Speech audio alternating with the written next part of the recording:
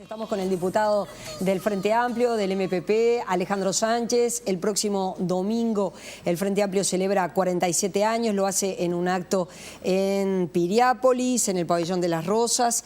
La idea de, usted me decía, sacar el acto de Montevideo. Sí, esto es algo que venimos haciendo hace muchos años y sin lugar a dudas nosotros reivindicamos nuestro acto en el sentido de que, bueno, es un acto de aniversario que lo que nosotros reivindicamos allí es por qué surgió el Frente Amplio, para qué surgió, es decir, nuestra razón de existir. Este no es un acto en respuesta a ninguna otra movilización.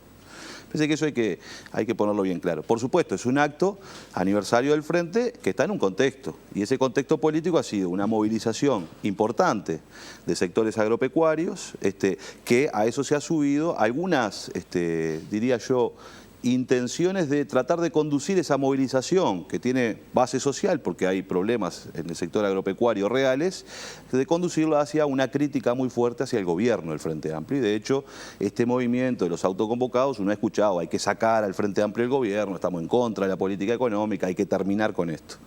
Eso lo que genera naturalmente en la militancia frente amplista es que se siente atacada, se está atacando al proyecto político que representa el Frente Amplio y que viene gobernando el país hace 13 años. Y eso, por supuesto, promueve que haya una movilización más grande. Yo creo que los frente amplistas se han sentido cuestionados, se han sentido... han sentido esa confrontación política que han intentado algunos actores políticos tratar de decir, bueno, el problema del agro es estar en contra del Frente Amplio, cosa que no es así. Y bueno, y entonces en respuesta a esto hay una movilización importante. Nosotros esperamos que el acto de Piriápolis sea un acto bastante de buenas dimensiones y bastante grande, pero insistimos con el concepto de que nosotros vamos a defender allí nuestra razón de existir, vamos a defender la política y la democracia, con mucha fuerza frente a discursos antipolíticos, y vamos a defender el proyecto que viene construyendo el Uruguay, de construir un país en crecimiento, con distribución de ese crecimiento, es decir, una sociedad integrada. Y lo vamos a defender ¿sobre qué base? Sobre la base de reconocer los logros, y esos logros no pueden ser posibles si no hay política y no hay Estado, pero también asumir que el Uruguay, diferentes sectores sociales, están en dificultades. Es decir, hay críticas sobre la situación en la que estamos y el Frente Amplio lo que tiene que proponer es hacia dónde queremos ir, cómo conducimos esos problemas para darle una solución que implique no modificar una estrategia de desarrollo que ha demostrado ser sensata, racional y que ha sido importante porque ha sacado al Uruguay de la crisis, porque ha sacado un montón de gente de la pobreza y ha dado trabajo a un conjunto de la sociedad. Bueno, lo que tenemos que hacer es mantener esa estrategia nacional de desarrollo, incorporando las diferentes dificultades que existen en el país y asistiéndolas, pero no al barrer, diciendo, bueno, acá está todo mal, no. Hay sectores que están pasando por problemas que requieren de políticas públicas. Y acá hay una contradicción muy grande entre los autoconvocados. Es decir, muchos de los problemas de los sectores productivos requieren de una intervención del Estado, pero son los mismos que me dicen que no quieren al Estado. Esta es la contradicción que tienen aquellos que piensan con una cabeza neoliberal, los que nos hablan del Estado mínimo. No quieren al Estado, pero después es el Estado el que logra generar condiciones de rentabilidad, de competitividad. Pero es responsabilidad del Poder Ejecutivo, del Frente Amplio, reconocer que falta eficacia, que es parte de lo que se dijo, ¿no? Se habla de la falta de eficacia de muchas políticas sociales. Se critica en particular, por ejemplo, los gastos del Poder Legislativo y habla desde la cantidad de secretarios, los diarios, es decir, los excesos, la rendición o no rendición de los viáticos, lo ponen como sobre la mesa, más que como, me parece, como señal de si eso mueve o no mueve la aguja económica, sino como una señal de austeridad necesaria por parte del sistema político ante la situación de productores agropecuarios que están complicados. Sí, por eso yo separo. Evidentemente hay algunos discursos que tratan de hablar de algunas posibles patologías y tratar de generalizarlas. A mí me parece muy raro, por ejemplo, que el movimiento de los autoconvocados haya ido a la torre ejecutiva a llevar una propuesta diciéndole que hay que bajar los cargos de confianza y esa propuesta no la hayan llevado al Congreso de Intendentes. Porque de los 850 cargos de confianza que hay en el Estado uruguayo, 605 son de las intendencias municipales. Entonces, la trajeron a la torre ejecutiva, tendrían que ir a golpear las puertas del Congreso de Intendentes también. Entonces, a mí me parece que a veces hay una intencionalidad de decir, bueno, acá el problema es el gobierno del Frente Amplio. No, señores. Tenemos intendentes que nos dicen a boca de jarro que contratan gente porque tienen ganas, por fuera de las normas.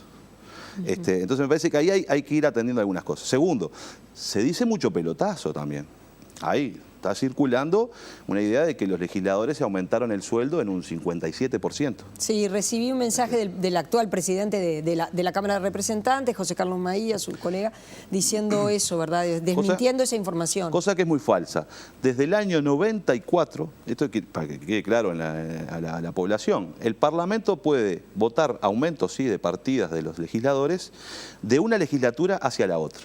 Es decir, de esta legislatura, si quiere generar aumentos salariales o aumento de lo que sea, va a regir del 2020 al 2025. No va a beneficiar a esta legislatura. Pero desde el año 94, el Parlamento no vota incrementos de su partida. Lo único que hace el Parlamento es ajustar las partidas en función del acuerdo que se hace para todos los funcionarios públicos, que es un 6,55 de ajuste del 1 de enero. Eso es lo único que ha hecho el Parlamento desde el año 94 a la fecha. Es decir, por tanto, es una enorme falsedad plantear que los legisladores de este país se votaron un incremento de sueldo del orden del 50%. Eso es falso. Lo único que hubo el 1 de enero fue el ajuste de todas las partidas salariales y lo que sea en función de lo que ha sido el ajuste de por inflación y del 6,55 que se otorgó a todo el sector público, y eso es lo que hace el Parlamento. Vio que el presidente Mauricio Macri, que tiene una situación económica muy complicada, creo que no es la idea comparar una situación económica con otra, pero que sí, Argentina está en la senda del crecimiento, pero tiene una situación económica y social complicada, ha intentado enviar una señal. Dijo, bueno, durante 2018 no va a haber paritarias para el sector público, no va a haber aumento para el sector público. Los familiares directos de los ministros, es decir, esos cargos, se van a eliminar, incluso envió un decreto. Y para parte de la gente lo entienden como una señal positiva. Eso mueve la aguja de la economía argentina y seguramente no, ¿verdad? No, pero es como una señal que la gente puede interpretar como positiva. A ver, los cargos públicos que han tenido una recuperación salarial importante, de pronto para 2018 deberían no aumentarse el sueldo. Ahí hay varias cosas. Yo no creo que la variable de ajuste tenga que ser el ajuste salarial de una economía. Primero porque eso genera enormes problemas, ¿no? Pensemos que en el Uruguay el 85% de las exportaciones las realiza el 5% de las empresas. 5%, 85% de las exportaciones. Quiere decir que en el Uruguay hay un conjunto muy grande de empresas, porque es un mar de pymes, pequeñas y medianas empresas, pequeñas y medianas industrias, pequeños y medianos productores, que le venden al mercado interno. Entonces, cuando los gobiernos neoliberales afectaron los salarios, lo que termina generando es reduciendo el mercado interno. Si reduzco el mercado interno, el almacén va a vender menos, la ferretería va a vender menos, genera una espiral contrario al que estoy buscando. Entonces, me parece que lo que hay que hacer es tratar de ser mucho más eficiente en el gasto en otras áreas, pero no con la variable de los salarios, que es la que siempre se ha aplicado. Ese es el primer elemento. Segundo elemento, porque esto es importante que la gente lo visualice. A veces cuando nos dicen, subamos el dólar a 36, bueno, eso implica un descalabro de la economía terrible, porque los granjeros, los productores granjeros y todos los que venden en el mercado interno pero compran insumos en dólares o están endeudados en dólares, sería una catástrofe para ellos. Todas las personas que compraron autos, ciudadanos en general, que compraron casas y que están endeudados en dólares, otra que problema tendrían. Entonces, en la economía no hay soluciones mágicas para decir, hay una palanca, toco eso y se solucionan los problemas de mi economía. Cuando se hizo eso, que eran las políticas de ajuste estructural, ya vimos las consecuencias. En realidad esa es una espiral que nos lleva a la pobreza extrema y a que la gente se nos caiga. Nosotros tenemos que tratar de hacer que el Estado sea más eficiente, tratando de resolver justamente que con los recursos que hoy tiene el Estado uruguayo, tratar de hacer más políticas, muchas más políticas, y que llegue más a los beneficiarios. Es decir, a los beneficiarios de esas políticas. Y entender que el Estado actúa en la economía de diferentes maneras. Es decir, por ejemplo, es una política social la electrificación rural. Y llevarle electricidad a un montón de productores arroceros, que luego después utilizan la energía eléctrica para bombear el riego de sus predios, pero no es rentable llevarle energía eléctrica a un montón de los productores y pequeños que viven en el interior del país. Pero hay que hacerlo porque implica generar calidad de vida, además de actividades productivas. El Estado uruguayo puso 80 millones de dólares para mejorar la competitividad de uno de los sectores muy importantes del país, que es el sector cárnico. ¿Por qué? Porque los 3 millones de caravanas que el Estado uruguayo entrega a todos los productores nos cuestan 80 millones de dólares. Eso nos ha permitido entrar en algunos mercados importantes y multiplicar por 5 el valor de nuestra carne. Entonces, lo que tenemos que plantear es que la mejora de la competitividad de los sectores productivos a largo plazo, que es lo que tenemos que buscar, no va por recortar y achicar el Estado, sino que va por incorporar innovación, conocimiento y tecnología para mejorar la calidad de nuestra producción en el mundo. Porque el Uruguay solo va a seguir creciendo si sigue incorporando conocimiento. ¿Y quién es la palanca y el motor para la incorporación de innovación y conocimiento? El Estado uruguayo. El Estado uruguayo es el único que puede generar las condiciones para incorporar en nuestra matriz productiva más conocimiento, más innovación, que nos permita, por ejemplo, lo que está pasando ahora, que entramos con el 56% de la carne, lo estamos vendiendo en China. ¿Y por qué estamos vendiendo esa cantidad de carne en China? Porque tenemos trazabilidad. Si no, lo estábamos vendiendo en China. No solo lo estamos vendiendo en esos volúmenes, sino que nos estarían pagando mucho menos. Entonces, este es el desafío. Este es un año muy especial en el sentido que va a haber rendición de cuentas, 2018, consejo de salarios. Hace un rato estuvieron allí los trabajadores rurales.